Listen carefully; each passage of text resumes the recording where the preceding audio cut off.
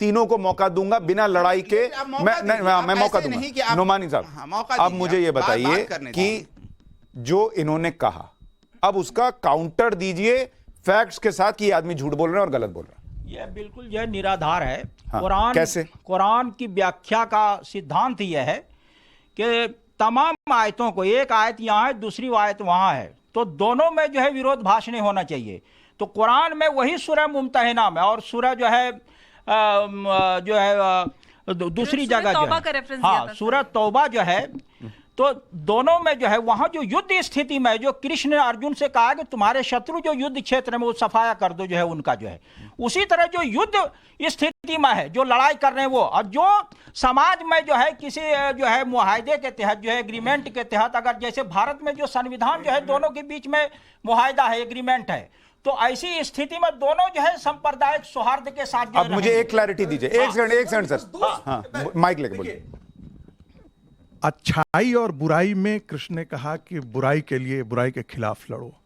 यहां अच्छाई और बुराई के लड़ने के लिए नहीं है। तुम्हारे दीन पर, एक मिनट प्लीज एक मिनट, आप इसको खंडन कर दीजिएगा ना, आप खंडन कर दीजिएगा। यहां है कि जो तुम्हारे दीन पर विश्वास नहीं करता है वो शत्रु है तुम्हारा। और यदि कोई लड़की पसंद है तुमको, यदि वो तुम्हारे धर्म दूसरे के है, तो उससे शादी ये मत करो जब तक कि वो उसमें कन्वर्ट न कर जाए। ये ऐसे ही नहीं है। ठीक है, अब मुझे थोड़ा क्लैरिफिकेशन व्याख्या कीजिएगा। हाँ नहीं ठीक है, एक मिनट मुझे ये बताइए नोमानी साहब, क्या जैसे ज्ञानवापी को लेकर हिंदुओं का अपना दावा है कि ये मंदिर है, ठीक है, ऐसे में क्या अगर वो ये दावा ठोक रहा है तो वो युद्ध की स्थिति में उसका सर-तन से जुदा किया जा सकता है? ये तो जो है, ये युद्ध नहीं है। जिस तरह भाइयों में विवाद होता है, उसी तरह वो तो युद्ध नहीं है वो। तो आज तो कोई युद्ध हो नहीं रहा, कोई युद्ध नहीं है, तो किसी को मारने की कोई इजाजत नहीं है। मैं बस यही चाहता हूं, उधर कैमरे में देख के बोलिए कि किसी मुसलमान को अल्लाह ने अधिकार नहीं दिया कि तुम मारोगे, ये बोलिए। न अल्लाह ने दिया है, न संविधान ने, समाज ने, न जो विवेक। जुनैद भाई बोलिए। जुनैद भाई, हाँ देखिए, बिल्कुल एक चीज क्लियर होनी चाहिए। कुछ बातें आई हैं, अगर मौका दें तो उसको मैं क्लियर छोटे में, लेकिन समय कम है, इनको भी बोलना है। हाँ।